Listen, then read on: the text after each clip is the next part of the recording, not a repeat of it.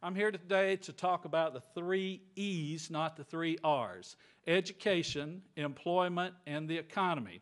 Now, what's interesting about these 3 is they're like a big old bowl of Jell-O. If you poke any one of them, the whole thing quivers. Now, what's at the heart of this bowl of Jell-O is leadership decisions, like Rick was talking about. Leadership decisions, whether they're leadership of business. And I was trying to think which business folks I might want to go. Enron, credit default swap. I was trying to list the ones I might want to bring in and help me, but I know there are a few others. And I always enjoy, since I'm a process management person, I always enjoy when I pick up one of the processes in business that isn't really working well. And I've got a few examples of those I'd be happy to share with you. But Rick's point's well taken. Leadership, but where the leadership decisions that happen the most, that impact us the most, are governance, government decisions. Because anywhere this bowl of Jell-O gets poked by governance, look what happens. Now think about what happens. Okay, we know we're not doing a very good job in Kentucky getting kids college ready. And that's what this presentation is about. We also know employment-wise what the projections are for 2018. I'm going to talk a little bit about that. But we also know that right now we're in a very difficult economy. So what do we do when we're in a very difficult economy? We cut spending on education. And if you don't believe you're cutting spending, ask my friend Bob King, Council on Post-Secondary Education. The very thing that we need to be more wisely investing in, I'm 100% behind that. We need to spend our money much better, much more effectively, and much more efficiently. Here is a report that came out of Georgetown University. I think Gates and Lumina may have funded it, but it gives you guys some good news. Y'all are going to be back to full employment by 2015. We're so excited that you guys are going to employ and get us all back to full employment by about 2015, and it projects what we're going to need in education by 2018. This report tracks and does some projections based on previous recessions. So we do see some growth. We won't see it really pick up till the end of 11 or 12, but we're supposedly going to be back at full employment with growth through 2018. Now, what does this report say? It tells us this, that the jobs of the future are not going to be the jobs of your father. 22 million more workers are going to need associate's degrees. 4.7 are going to need some really strong industrial certificates. We need to produce 10% more per year. 3 million degrees more between now and 2018. That's over 300,000 college graduates, 2-year, 4-year, a year in the next 10 years. And Kentucky, Bob, your challenge is 5,200. And I know that they've got great goals to do that because I know this report right here. If you don't know this report, you haven't read it.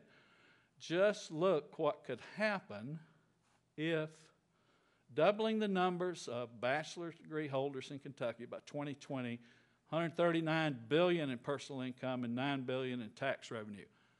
$9 billion in tax revenue versus what you're spending now in many programs because kids aren't successful. Only 1 in 4 Kentucky citizens have a 2-year, 4-year degree. We do not have in the pipeline the kids to have the jobs of the future, and we don't have the adults to handle the jobs of the future. Let me show you why. Here's what's happened. In 1973, 72% of the jobs, all they needed was high school grad or high school dropout. And you know where they worked. They worked in North Carolina in the furniture industry. They worked in South Carolina in the textile industry. They worked in Detroit in the auto industry. But those jobs have gone. Look at what happens by 2018. Only 37% of the jobs available will be there for high school grads and dropouts. 63% of the jobs, according to this report, are going to require 2- and 4-year degrees. Kentucky is a third-tier state. See the light blue? We're projecting that we will only need jobs 49 to 58% would require post-secondary. So what's going to happen? High-paying jobs are going to go to the dark blue and the greens. And if we don't do something differently with our university systems and with our partnerships with business, we will not be able to recruit the high-paying jobs to Kentucky. If we don't have the high-paying jobs in Kentucky, employment, that impacts economy. Economy impacts education. So our partnership is crucial. Education attainment, right now, there's the numbers. Less than a ninth grade, 8%. High school dropouts, almost 11. High school graduate, 34.4. Some college, 20.5. A huge population that Council on Post-Secondary Education has been after. Those with some college that could come back and really pick up those 2-year, 4-year degrees. Only 1 out of 4 in Kentucky have post-secondary degrees, 2-year, 4-year. Where are the jobs going to be? High school dropouts, we're going to grow about 12,000 jobs. I can fill those in 2 years with my high school dropouts. What am I going to do about the other 6 years between now and 2018? What are those kids going to do? Where are they going to work? Odds are about 6 in 10, if they're African American, you'll be paying for them because they'll be in jail. Look at the numbers. It is more likely in certain sections of Louisville, and I can take you to those sections. And if you hadn't volunteered in a school in those sections, I dare you to go and spend a day and see how easy the teacher's job is. See how easy the principal's job is. But in those schools, a young African-American male is more likely to end up in prison than to end up with a college degree. So, post-secondary, that's where the big growth is going to be. That's where the degree programs are. That's where the jobs are going to be in Kentucky between now and 2018. Again, we don't have the pipeline ready to do this work.